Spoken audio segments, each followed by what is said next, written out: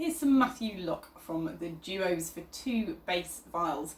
The edition I have here is published by King's Music. I don't actually know if they still exist. They're in beautiful sort of handwritten copies, really legible, but of the sort of thing that I wonder whether they still print them. However, there are lots of available editions, and I've chosen one of the C major Fantasies. This is Fantasia number 10.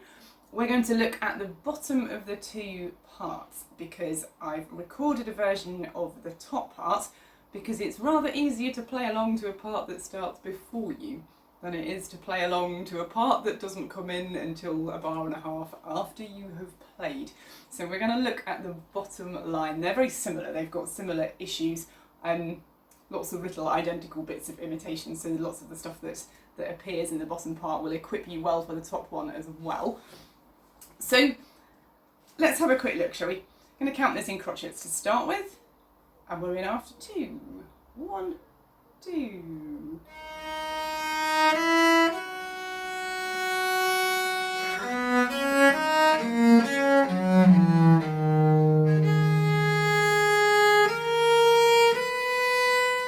I think we might stop there, having reached the top. A couple of things to think about.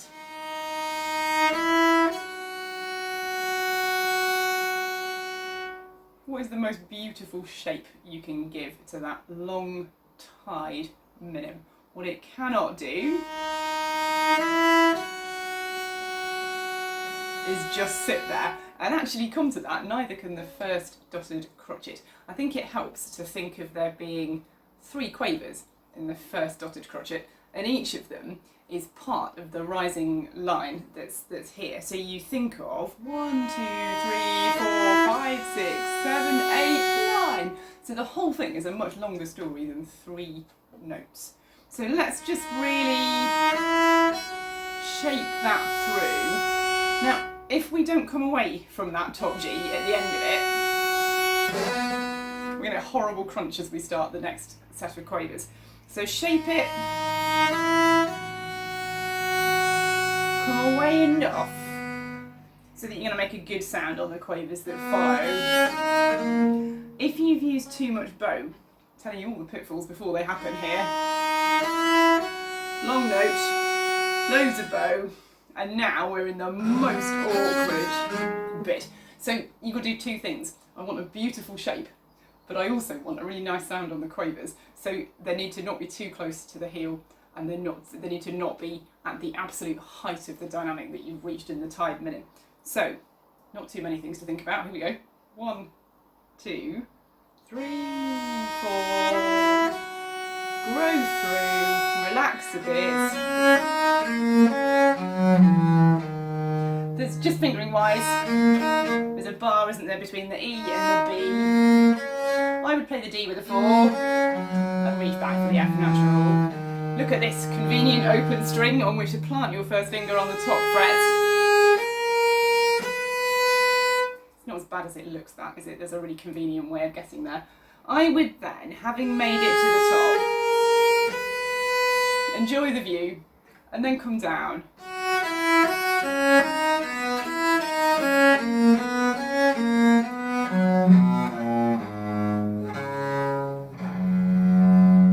So from the end of, I don't have any bar numbers in here.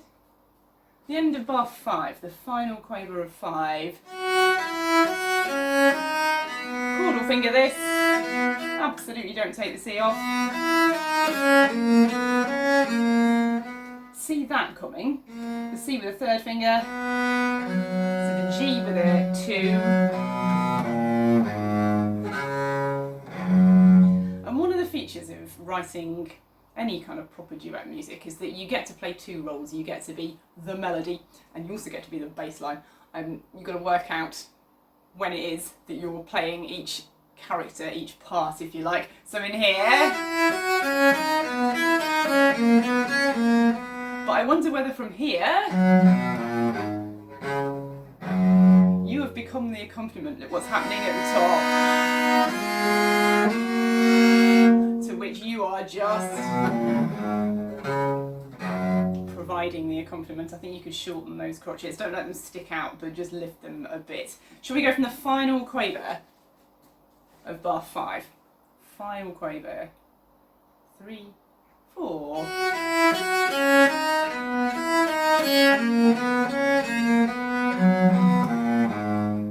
Let's go on a minute.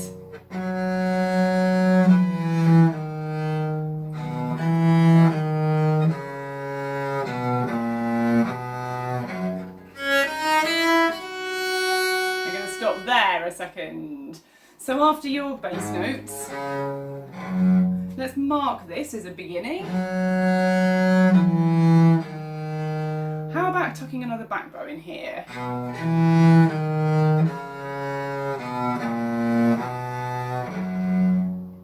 Let that go a little bit early because you've got a long way to go. And they've got different functions, haven't they? That's the end of your bass part. Oh, this is my melody. So make sure you've really made it to the top string before you play it. And if it's a fraction late, it's just not going to matter, is it? It'll sound beautifully artistic that you've taken a breath and set yourself up before you've started that. Now we've got a decision to make because we're aiming up here. And in some ways, it would be really nice if we didn't need to shift in the middle of that run of quavers. But the only place we can put it that would mean we didn't need to shift would be to start up here with your first finger on the top fret and playing the G with a 4. And then that fits perfectly. But I think it's a bit of a shame for that G to grow really nicely and then for the sound to die because you've taken your hand off and shifted, and for this G, which is never going to have as much power as the one on the top string, to be, feels like a bit of an anticlimax. I think the two runs of quavers are connected and you're aiming not for here, but actually for here. And the G after the minim needs to pick up where you left off and not at a kind of level below it. So I'm inclined, obviously there's a rest, but it's going to be a really resonant rest. I'm tempted to start where I left off and then shift. So you need to practice that shift to make it as imperceptible as possible. Try out the other way, where you shift to the top fret and you play the whole thing up there. It's nice in some ways because it is nice to not have to shift in the middle of that second run of quavers, but for me it just loses the momentum that you've built up in here, and I want to carry on. Once you've got there, whichever method you use to get there, stay put. Don't let the top C go. Open string can go anywhere. 3, 2. And there we are, perfectly set for our next octave. There's a lot of stuff in there, isn't there? Let's go again from the last quaver of bar 5. We're back in first position. 3, 4.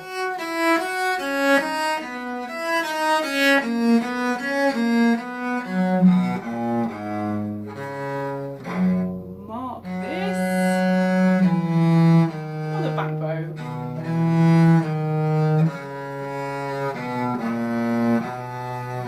Take your time.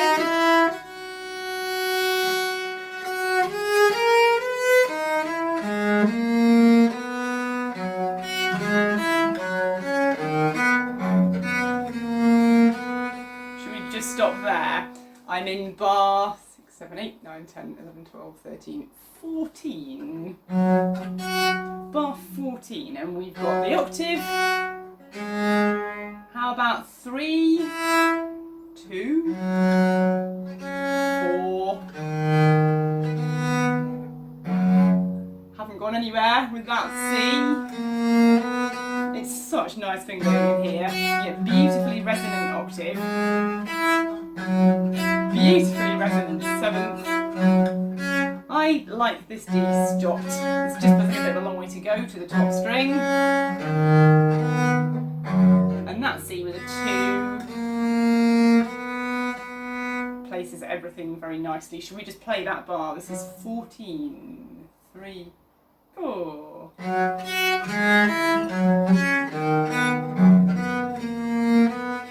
Now this note is the end of this, but it's also the start of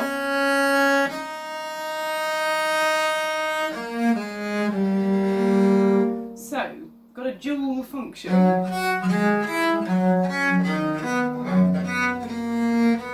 Right through here.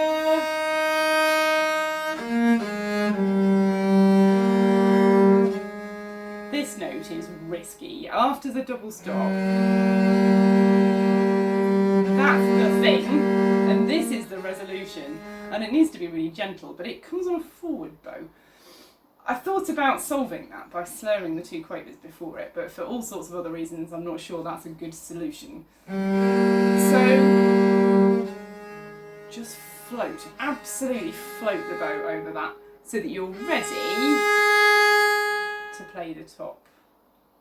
Could we go from bar 15? I've conveniently just not said anything about that bottom G that you need to tuck in there. It needs no bow. Should sound like somebody just coming along and plucking that string at the bottom. Pluck it, but pluck it with the bowing hands. You have to be speedy about it, so you want it to speak as quickly as possible. And the second you've heard it, you're off and you're back up here. Let's just play that bar. 3, 4. Going on.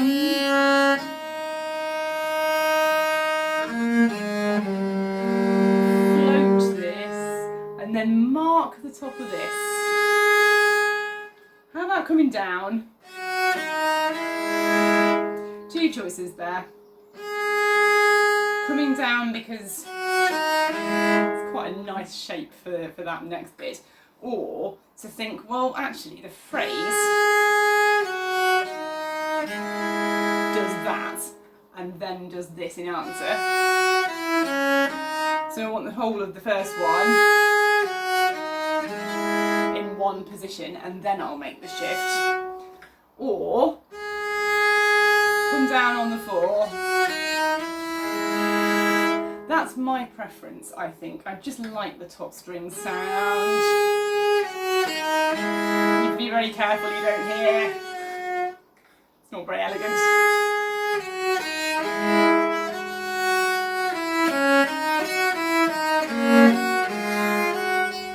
Let's stop there a second. We'll play from bar 15 again.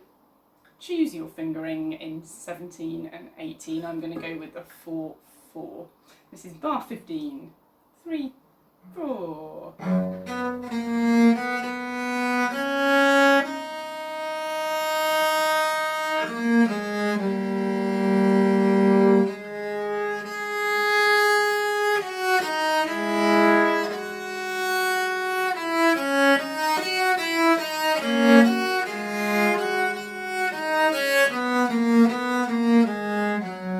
Just stop there. I've just quietly not said anything about the double stopping.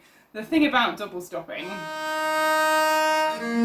lots of people when they see two notes together they think, oh, I've got to work twice as hard. And it's a nonsense. How many times in your viol playing career have you been intending to play one string and you've accidentally caught 2? And it's not because you were working twice as hard, it's just because your arm wasn't in quite the right position. So it's got nothing to do with needing to work harder with the bow to make both strings speak, and everything to do with just altering very slightly the angle that this is at, so that instead of catching one string, you're now catching 2. So it ought to be possible in places like bar 16, which are going to come that way round, I think. You're just...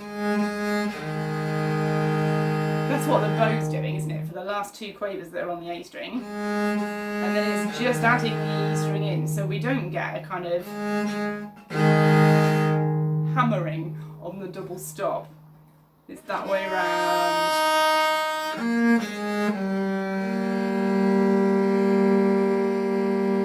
And in the same in the next bit.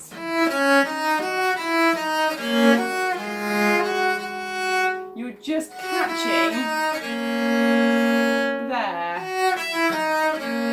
not marking it out as an event. It's just the end of that. It just happens to have an extra note under it. It can't interrupt by being struck really purposefully. Let's just go from 15 again, shall we, on that bottom G. 3, 4. 2,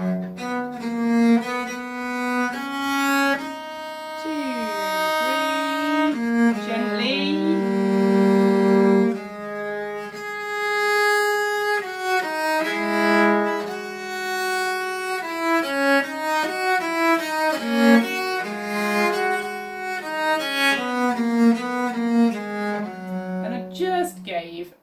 Tiny fraction before the last 3 quavers. What bar is that? 16, 17, 18, 19. I think it's 20. That's the end, isn't it? You got time.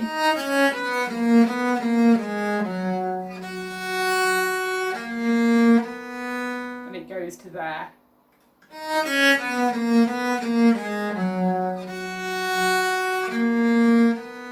Which is convenient because after that you can take a breath and you can shift at the same time. And I reckon that one, semitone wiggle with the first finger, that's nice and straightforward, isn't it?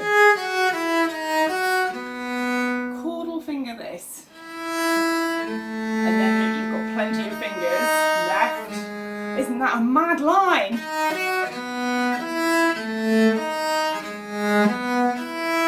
Such a Locke moment. And then you have the same fingering here, chordal fingering. How about 3-1? And then I'm after my first finger on the top fret in order to pitch that top C. First finger on the top. Oh, overshot.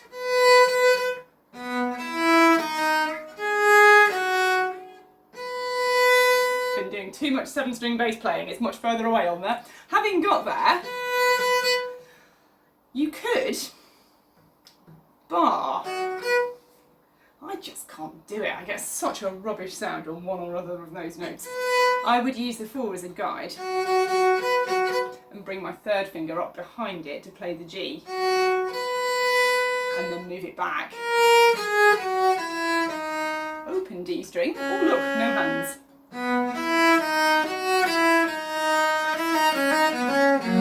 Now we've got problems. Several problems, in fact.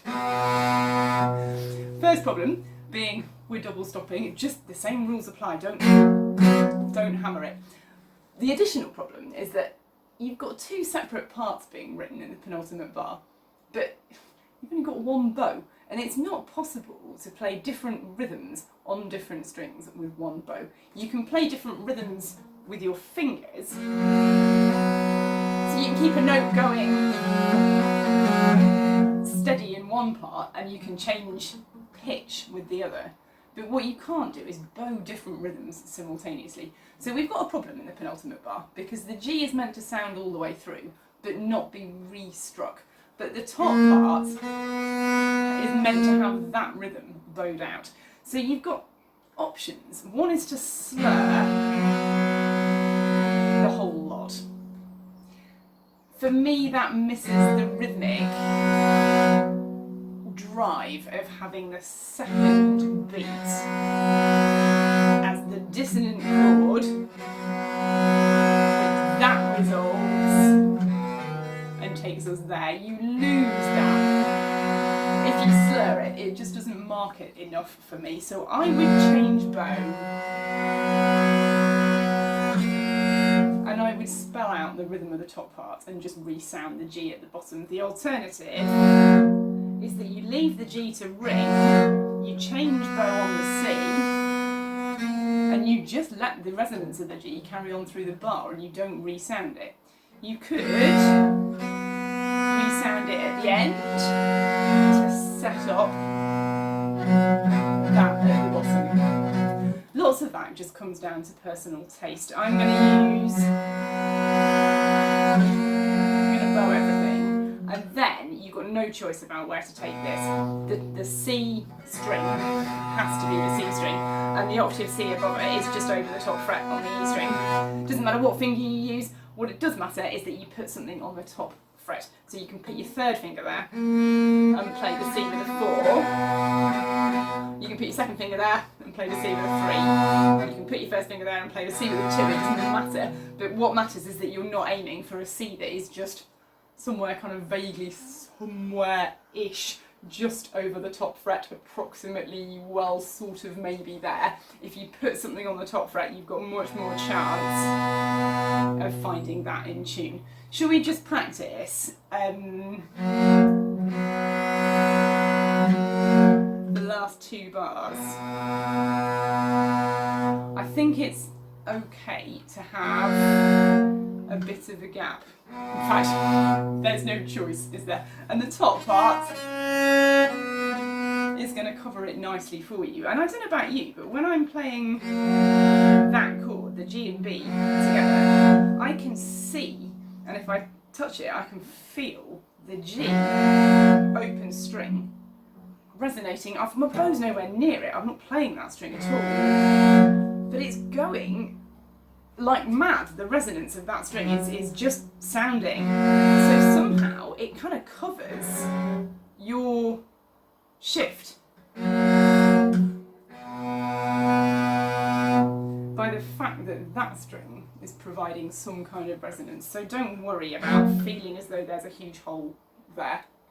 I think there isn't. By the time you've got your partner in and you've got the bottom strings of your viols sounding, we're going to do the last 2 bars. In fact, we're going to do the last 2.5. Let's go from there after 3. 1, 2, 3.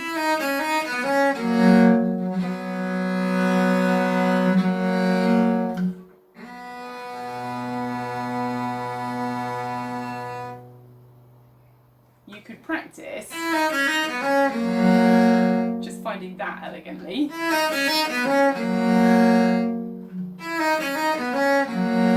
find that without crunching on it.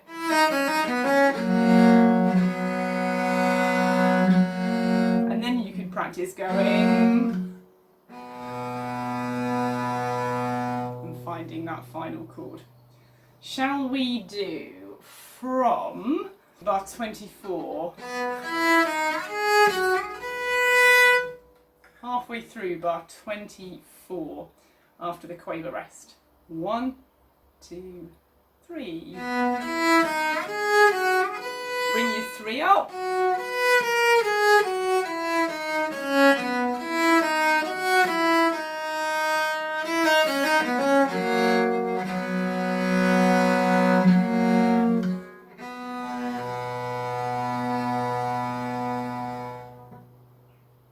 Should we do that again? Middle of 24. 1, 2, 3.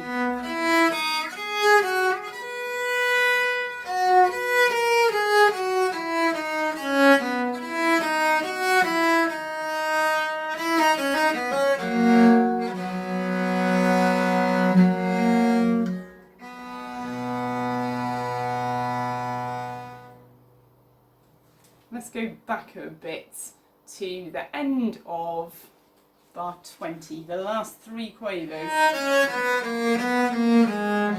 Last 3 quavers of 20. 1, 2, 3. Hold this down.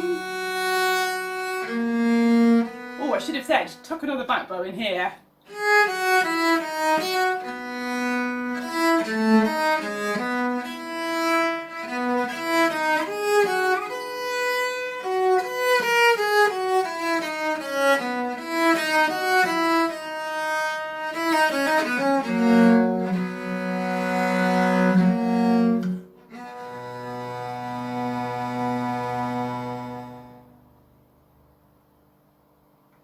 Should we play it through just your part From the bar you come in after 2. 1, 2.